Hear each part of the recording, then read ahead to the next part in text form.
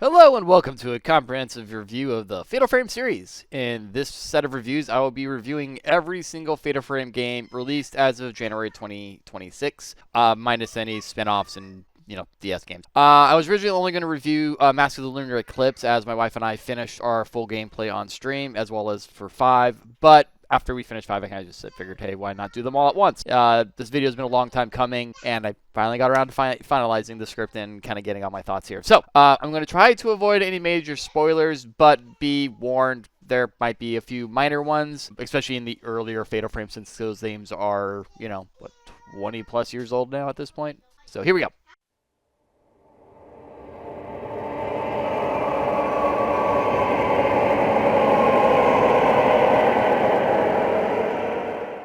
Fatal Frame 1 came out on the PlayStation 2 March 8th, 2002.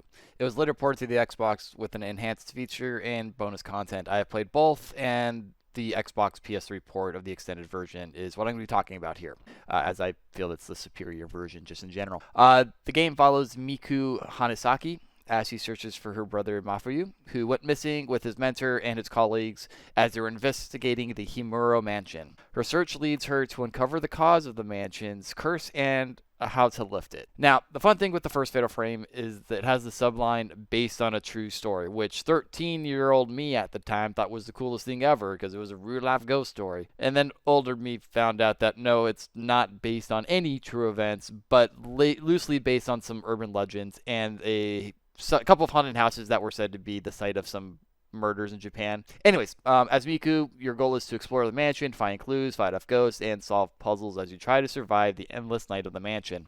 Exploration is done in the third person, fixed camera angles, as well as the first person mode when using the camera. You will find journals of previous victims, residents of the house, and have to take pictures of ghosts to find clues and spots to find things to open doors, and various items and upgrades as you run around trying to find your way around. Exploration in this game is great. And it has the atmosphere and mood is what really sets it apart from other survival horror games at the time and really makes it nerve-wracking as you go room from room. You never know what specter will show up or if it's going to attack you, if a wraith will just, pop in to say hi. You never know. And this will always be one of Fatal Frame's biggest strength is the atmosphere and feeling of dread as you just go around these haunted mansions or houses.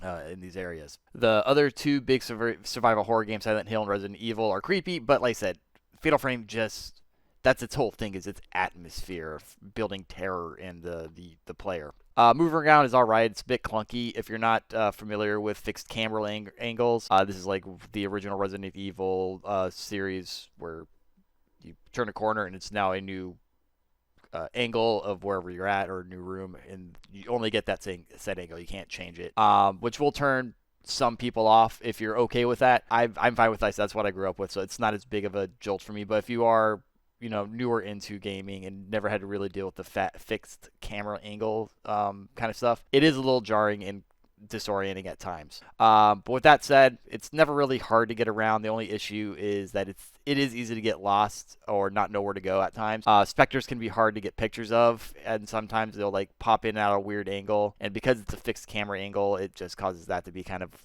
weird at times. And some of the clues that you find are very obtuse and aren't the greatest at telling you where to go every time. So getting lost tends to happen a little more often than I would have liked without knowing where to go, and you just kind of stumble sometimes into where you need to go.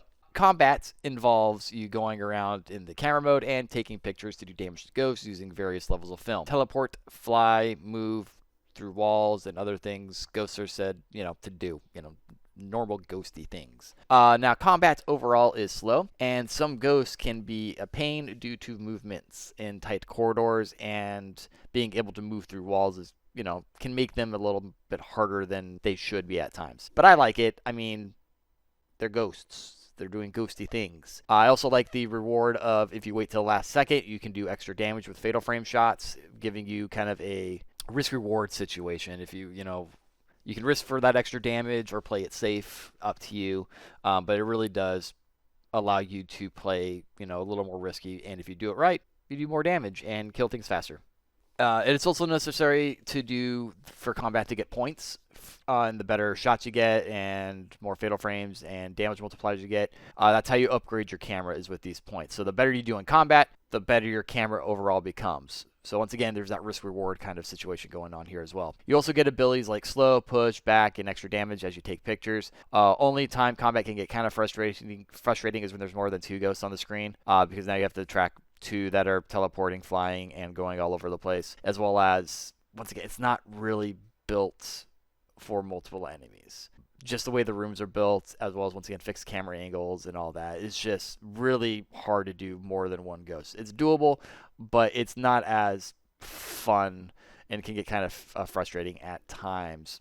Lastly, I just want to talk about the story. I really enjoy the story in Fatal Frame 1. It's not the best in the series, but it's a good mystery with some interesting ghosts and some of the tales and stories of the original people who lived in the house when the incident happened, and then the people that have moved in past then. Some really cool storytelling, and you feel kind of bad for a lot of these ghosts, which is something a lot of survival horror doesn't make you do, is feel bad for the enemies, the ghosts or the monsters that you're taking out. So I do enjoy that part. It's just a tale of love versus duty and how that goes wrong. It also have the modern day with the trying to find the brother and his group. So you have that familiar, sister trying to find her brother going on. Each member having their own horrors and each finding out different aspects of what happened at the house a long time ago, and then seeing their fates. Like I said, the modern day stuff also is kind of fun to watch and see how that unfolds through the flashbacks of Mafuyu's crew that, one by one got picked off by the ghosts in this mansion.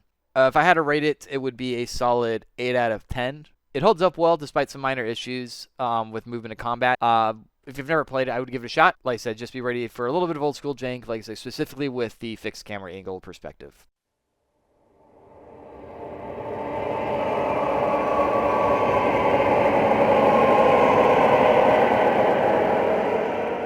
Fatal Frame 2 was released December of 2003, and an enhanced Xbox version was released in November the following year. At some time, there was also a Wii version that came out, basing this off of the enhanced version of Fatal Frame 2 for the Xbox, because best version I played. Fatal Frame 2 follows the story of twins Mayu and Mio. You play as Mio as she wanders around the ghost town of All Gods Village. An urban legend states that those who find themselves lost in the nearby forest that the girls live by find themselves eventually in this village and are never seen again. Mio is split from her twin sister and must find her as she uncovers what happened in the village and what the cursed town is all about. So this review and the rest of the Fatal Frame games are going to be a bit shorter for the review, because I'm just going to be focusing on the differences on the better and worse side, because they still pretty much all play the same. We're all still hunting ghosts and doing the same thing. Exploration in this game does feel better than it does in 1. The game is better at giving you clues and information about where to go next, with a mix of notes, specters, and crimson butterflies that kind of lead you to the next area that you're supposed to go. While the village is large, it's split into different buildings and sections, so you never really get lost backtracking because everything is very manageable, and the map does a good job of kind of telling you which building is which. So it's manageable, and it's easy to get from building to building at times, so especially when you're going between them. So it's not really that big of a deal. It's a lot easier to maneuver than it was in Himura Mansion in that map. Ghost combat is pretty much the same. There's not a whole lot of difference, other than it does feel a little slower. Much of the same combat mechanics are still there. The biggest difference, though, is they added the lens system in this one, to where you'll get different lenses, and each lens has a different ability, and so you can choose and manage which ones to upgrade and use in fights as you feel. As you want. However, ghosts do seem like they take more time to wander around and actually get into like fatal frames and high damaging shots. They just kind of wander a lot more. So it feels a lot more of a chore, and you're fighting ghosts for a little longer than I liked in this 1 versus 1. The biggest improvement, though, is probably the story. While 1, I think, has a good story, it's solid, it's decent. Fatal Frame 2 takes the twins and what happened in the past and makes it very clear that they're the only ones that they can fix it, as well as the fact that they are tied to kind of the events that happened here in some way. It feels better than Miku and Mafuyu just kind of wandering into the mansion and just happening to have to deal with the curse in Himura Mansion, versus this one, to where the twins, once again, they're tied directly to the plot. The main malevolent ghost in this one is also more present. It has ties to the girls in a much more satisfying way than the Rope Maiden in Homura Mansion. We also get multiple endings in this one, and while all three of them are, I mean, they're different enough to make them different endings, but just kind of, they're okay. They're all interesting. They make sense based on your choices and what you're doing. However, the true ending is generally the first one you get, and that's going to be very important because when we get to Fatal Frame 3, that's the ending that is canon and is going to affect what happens in Fatal Frame 3. So Fatal Frame 2 takes what works in 1 and improves the formula in every way. Combat does feel a bit more slow because of how the ghosts work than in the first one. Movement is still an issue if you're not used to the fixed camera angle. It's still very slow. Their run animation is still like a brisk walk versus a run. And the controls aren't much better overall, but because of the story and the improvements, I do feel like this game is a solid 9 out of 10 to this day. Like, it is one of the best horror games in gaming. Like, it is a very, very good game.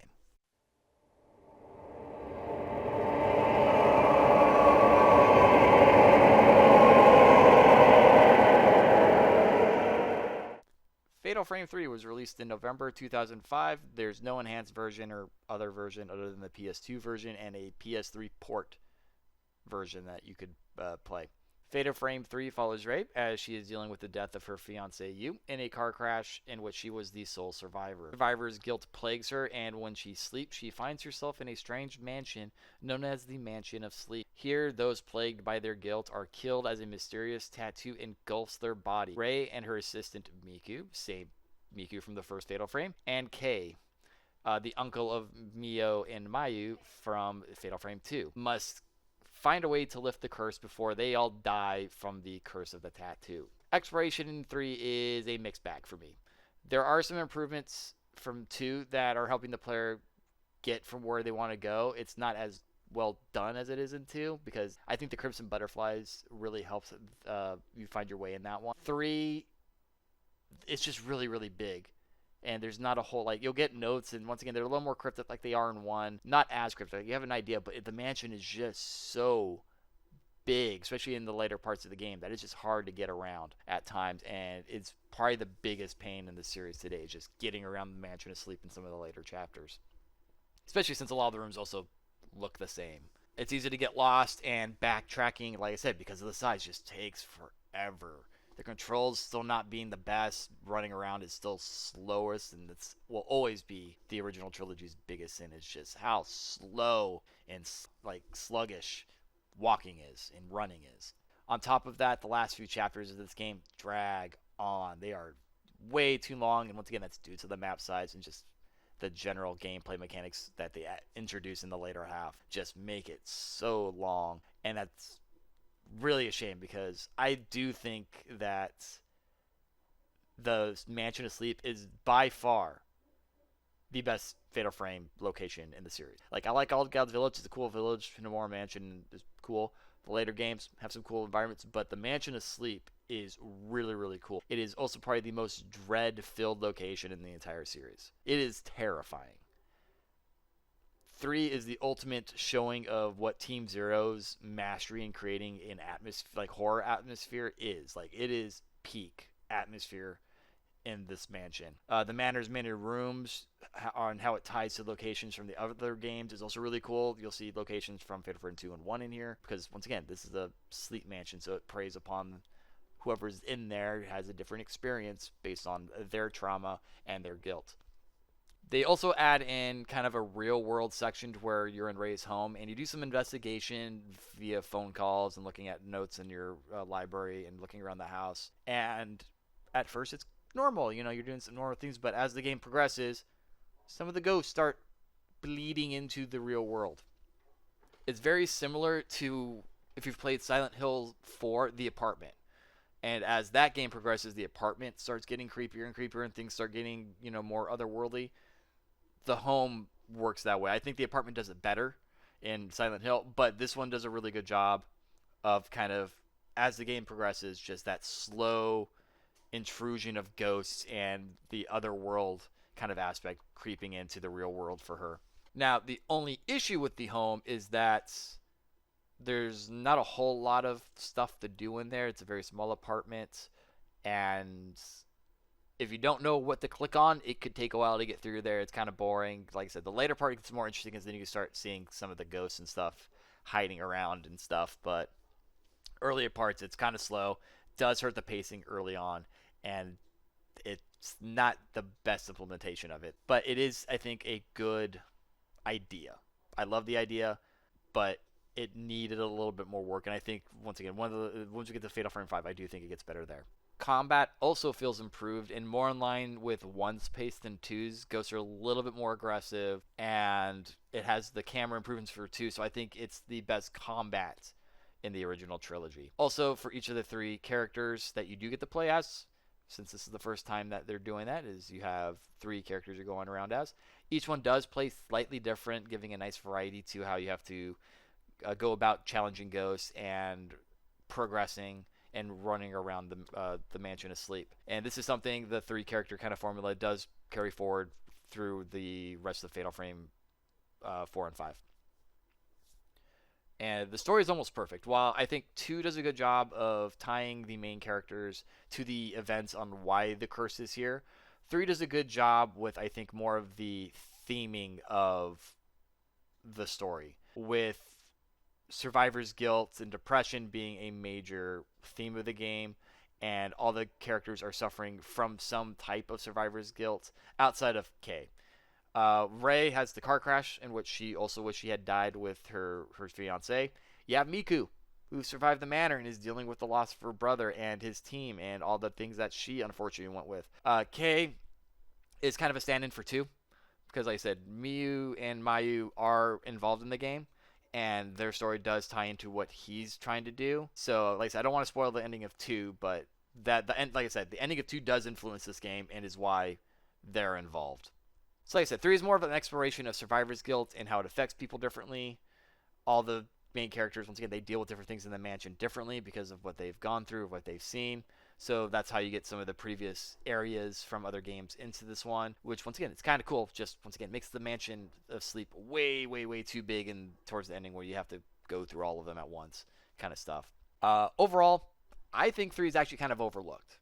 It came out at the very tail end of the PS2 era. It came out after Resident Evil 4. Resident Evil 4 also caused everything to move into more of a action survival horror kind of feeling, where Fatal Frame is still that slow, fixed camera angle, atmospheric horror game. It's not a fast-paced action game, which Resident Evil 4 is really what started that trend. And unfortunately, Fatal Frame 3 kind of paid the price for coming out after that once again. So because of all this, it also just didn't get really talked about at all by the games media or just in public. It was kind of like if you were into Fatal Frame and you knew about it, you'd be like, cool, let's go check it out. But a lot of people just never got to play it. And where there's no enhanced port to the Xboxes, like Xbox or Xbox 360, and the only other way to play it is the PS3 version that was ported from the PS2. So unless you have one of those, the PS2 copy or the PS3 copy, you can't play this one unless you emulate it. So Fatal Frame 3, once again, I think it's a good game. I think it's a very strong entry. Has some issues mainly in its exploration and length of the game, but I do think this is a really good 8 out of 10, and it's a good capstone for the PS2 trilogy.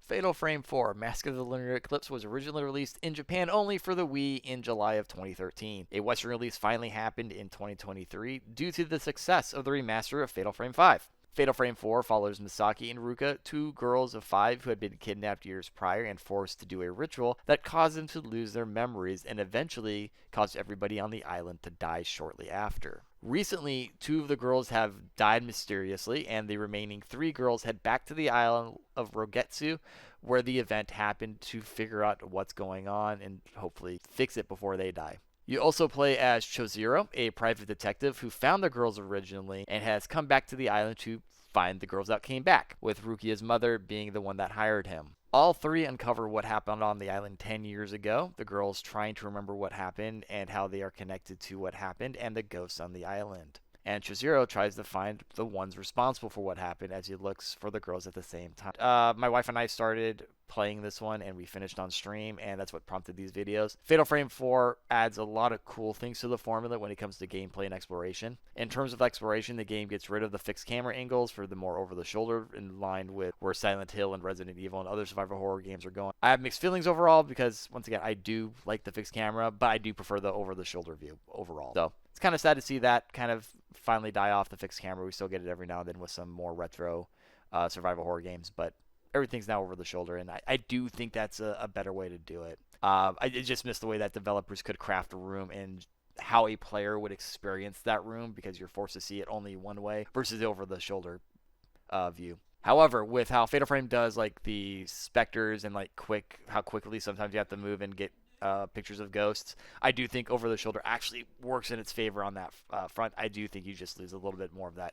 I do think over the shoulder works better for capturing the specters that are wandering around. It makes it a lot easier to make sure that you're looking the right way versus the fixed camera. The only thing you do lose out is, like I said, you don't get that same kind of atmosphere a little bit as you would get with entering a room, because it's now just over the shoulder. So you do lose a little bit of that, but I do think it's for the better overall. Fatal Frame 4 is also where I feel the right amount of guidance and where to go next is like pretty much perfected. Specters are masterfully used to show players where to go next while not just outright saying it. Very similar to how the Crimson Butterflies worked in 2. I do think the way that they use the specters in this one is a superior version of that. Puzzles are also sprinkled in at a good pace and are never super difficult to solve. Movement, while slightly moving faster, is great, is still not as great as it could be. It's still slow, and turning is really hard. They do have a 180 turn button, which is nice, but when you just want to turn slightly, it can be kind of a nuisance just because of how the controls kind of work. It's still kind of tanky in some ways. At least it feels that way sometimes. And even though each character has their own area to explore, eventually they all overlap, so you're really going through the same areas over and over and over and over and over again, just between the 3 different characters. And you only maybe get 1 or 2 new rooms each chapter. So that's not the greatest. It would have been nice to have a little bit larger of a location, and maybe each character taking a different part of the island, with only at the very end them coming all overlapping. This is slightly alleviated though in chapter 9 and 10 when you actually move past the main areas and you do go to like the final area, and that's all new, but it's only with one character for the most part. Lastly, they add the ghost hand feature when picking up items. So this is a cool animation to where you go to pick up an item and you're reaching down, and a ghost hand can try and grab you. And if you're quick, you dodge the hand and you get the item. However, if you fail to grab it, they grab you and you lose whatever item was on the floor. It's a nice little gimmick. It's not overly hard to dodge. There's a lot of things to pay attention to. If you're listening, you get a nice little audio cue. The hand kind of moves slowly, and if you dodge it, it feels great. If you don't, you feel like a dummy because, once again, you're giving enough cues to really get out of there before getting grabbed. And it was actually very rare to get grabbed by a hand. And I do like the addition of this mechanic. It does make it, once again, feel more like a haunted house. And while there's the ghost hand and like taking your items, honestly, just locating the items in this game is kind of a pain. This game originally came out on the Wii, and you can tell because a lot of the mechanics that they are in here revolve around having a Wii remote, and one of them is finding items with the flashlight. In order to see an item on the floor, you have to shine your flashlight directly at it, which with the controller that's not motion controlled can be a little bit more difficult and kind of annoying at times. So I actually find it harder to find the items and actually dodge the hand in this one. Combat is not too much changed, other than Chizuru is given a flashlight instead of a camera. The camera with the girls is pretty much the same as the other games, but each girl has slightly different functions on their camera. The flashlight's interesting just because it's a little easier to use in combat and unfortunately makes combat feel like a joke most of the time, since you're not reliant on fatal frames to do damage. The flashlight just kind of does a lot of damage, and you can hit a lot of them at once, and it's real easy to max out the flashlight damage. So you just pretty much just charge up, run straight at the ghost, release, and then die, especially once you've upgraded the flashlight due to its massive radius and just damage output. The other big change is they've changed from, in the previous Fatal Frames, you do combat, you get points, you spend points on camera upgrades. This one is you pick up items. There are crystals that are scattered throughout the house, both red and blue. One outfits the camera, the other outfits the lens, and you just find them and upgrade the camera. So I have mixed feelings about this as well. It's a lot easier to upgrade the camera, which is nice, but at the same time, it takes away that risk reward kind of feeling from the first 3 games, and high scoring shots don't mean anything anymore. So there's not really a reason to take them other than just the damage portion, which kind of sucks. Lastly, the story is fine. I don't think it's quite as good as the original trilogy in some ways. I do like, once again, how the main characters are tied directly to the plot and what happened on the island in the past. But the ghost variation and kind of the ghost stories aren't as interesting.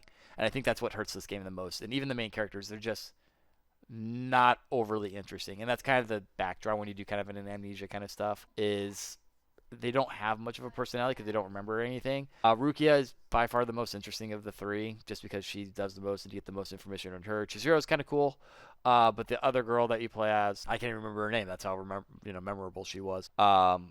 Just not as interesting. And once again, the ghosts just don't have as memorable stories as some of the ghosts in like the Manor of Sleep, All God's Village, or Homura Mansion.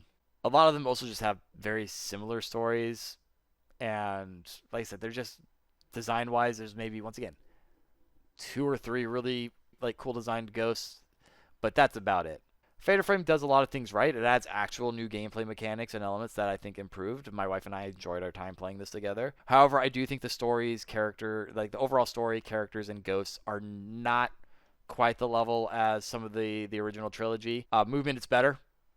Not great still, but it is better. And it has some good tweaks with items, with the ghost hands, and it's just a pain to find the items in the first place. Like I said, I do enjoy this one. I do think it's a good, it's a 7 out of 10.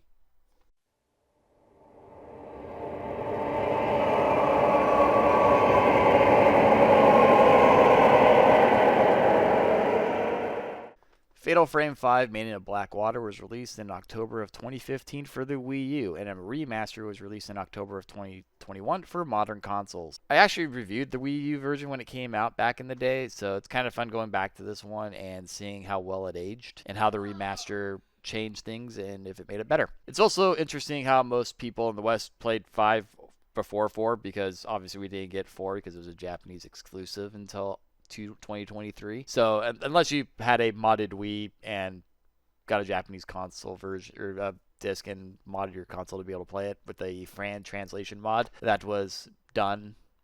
Okay, I remember hearing about it. So this led to a lot of the gameplay elements in 5 feeling new, even though they were in 4, and some of them were done better in 4. With that said, 5 has a lot in common with 4 in terms of gameplay. Not much was changed. A lot of the things they did are a mixed bag, though. So let's go over the good changes. One of the new mechanics is glancing. So what glancing is you take a picture of a ghost, and if you take it at the right angle or at the right time, you'll put them in kind of a critical moment kind of deal, and if you go over and touch them, you get a cool little cutscene, and then they die. You get a lot of points for this, and they tend to be very much worth it in terms of saving film and just getting through some of the combat encounters. Some of these shots can be kind of tricky to get, but once you know how to trigger them, like I said, totally worth it. The cutscenes are cool. It gives you some nice backstory and lore of the spirits you fight. And I think this is probably one of the cooler mechanics that they've added since really the lens. Next, they go back to points for upgrading the camera. And I do still, like I said earlier, I do prefer the points slightly over to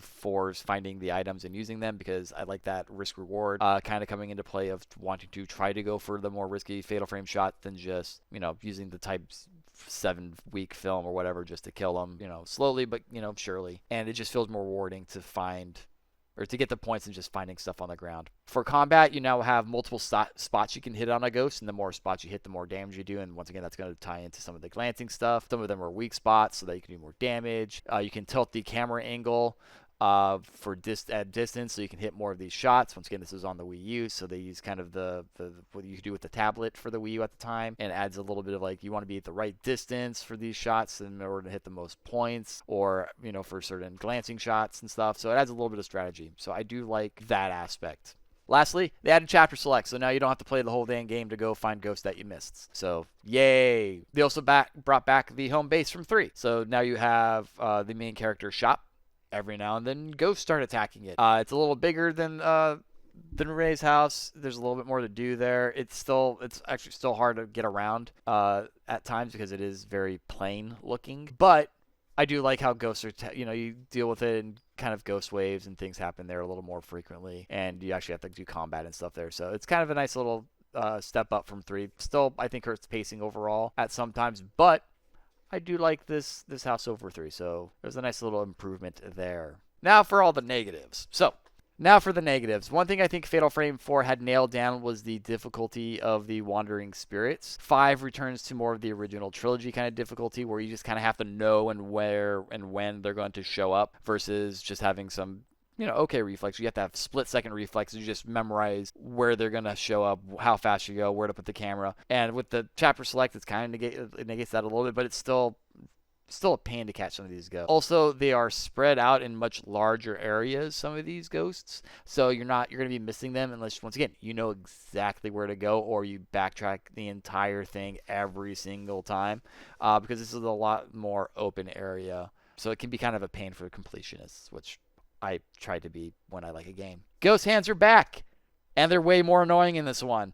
Once again, 4, you had some easy cues to find. You had the sound cue, you had kind of the wood, you hear a whoosh, and they were easy to dodge. Now, you get none of that. The ghost hands just kind of pop up and grab you. Now, the trade-off is you don't lose the item anymore, which is great because you get grabbed all the time because ghost hands are stupid in this one. However, you do take damage now.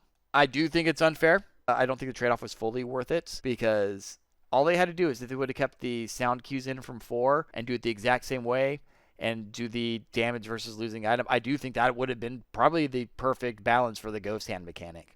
The game is also just slightly too long. There's a couple of chapters I feel are just really repetitive and don't add much to the story and the plot of the game. And if you want to find all the wandering ghosts, because there's so many chapters and they're so long, it can be kind of a massive pain in the butt. Like I said, there's maybe 3 to 4 I would just have cut completely, and like I said, it's just too long, too repetitive at times.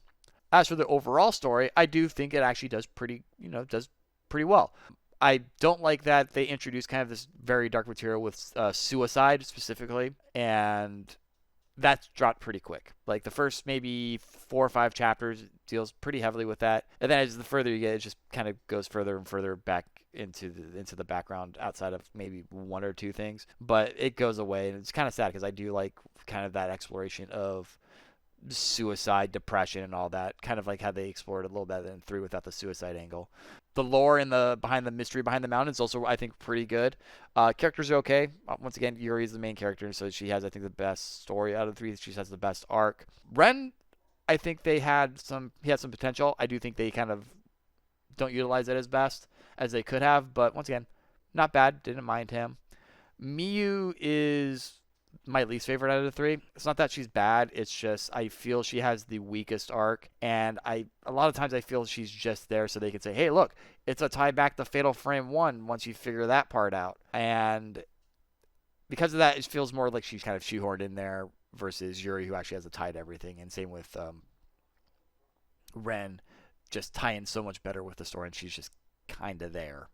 Made of Blackwater is not a bad Fatal Frame game. It fixes some of my issues that I have with 4's casts of ghosts specifically. The wandering ghost characters and all this I think are better in here. Slightly better reward and combat economy, better story, some better lore. However, the map design is not great.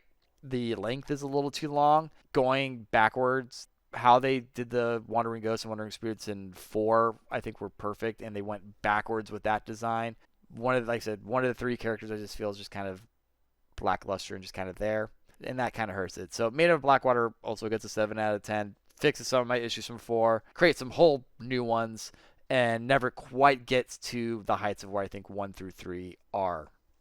So there you go, my comprehensive review of Fatal Frames 1 through 5. With the remake of 2 coming out, I hope it can bring the series to new heights with presentation and game mechanics, and still keep what made 2 special. If it does this, I think it'll do very well, and hopefully we can get a new Fatal Frame entry with like a Fatal Frame 6, or I'll even take a remake of 1 and 3. But either one of those would be great. I love them. But that's it for this video. Sorry it took so long to come out. I announced this video a long time ago, and I finally got to it.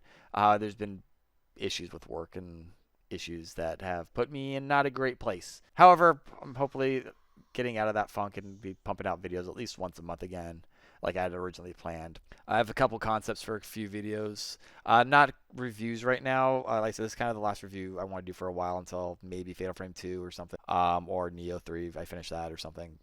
But anyway, hopefully I can get another one made before the end of March. But thanks for watching. If you like or, want to support the channel, please subscribe, like the video. It'd help out a lot. Dislike the video if you think I'm bad at this. That's great too, because engagement farming, yay! YouTube algorithm. Anyway, thanks for watching, everybody. Have a good one. Take care. Thank you.